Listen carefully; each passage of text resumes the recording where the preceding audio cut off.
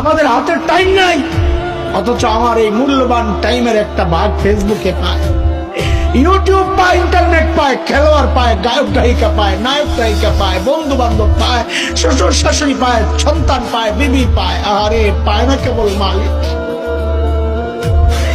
মালিককে টাইম দেওয়ার সময় আমার হাতে নাই। একদিন তো আফসোস কর ভাই, কি করলাম, ইয়া লাইতানি কদ্দামতু লিহায়াতি, ইয়া লাইতানি, হায় জীবনের জন্য যদি কিছু পাঠাইতাম।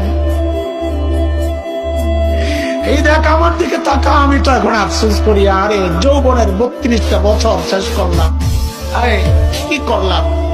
প্রতিদিন যদি একবার করে সুবহানাল্লাহ পড়তাম তো আমল নামায় কতগুলো সুবহানাল্লাহ জমা হইত। আরে 2 রাকাত করে নফল নামাজ যদি পড়তাম তো আমল নামায় কতগুলো নফল নামাজ জমা হইত। কি করলাম, কই কই ঘুরে ঘুরে টাইম শেষ করলাম। এখন তো আফসোস লাগে যখন আয়নায় দেখি দাড়ি ভাইটা সাদা হয়ে গেছে, যখন দেখে চোখ সাদা হয়ে গেছে, বুঝি আরে টাইম তো শেষ। ডাক পয়সা পড়বে যে কোনো মুহূর্তে, তাই কি করলাম।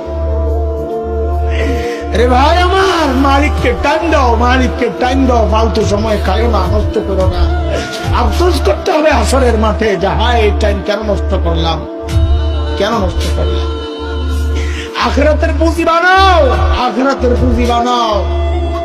পুঁজি তো বানাইছি, কিন্তু ওই ঘাটতির মধ্যে ওই আমল নামায় শুধু গুনার গুনা গুনা। পুঁজি এমন পুঁজি বানাইছি যে পুঁজি আমার জাহান্নামে নিয়ে যাবে।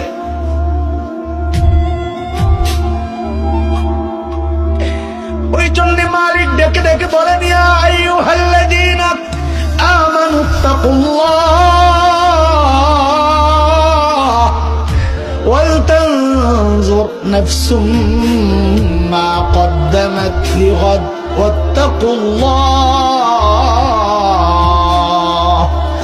ইন্নাল্লাহা খাবীরুম বিমা তা'মালুন।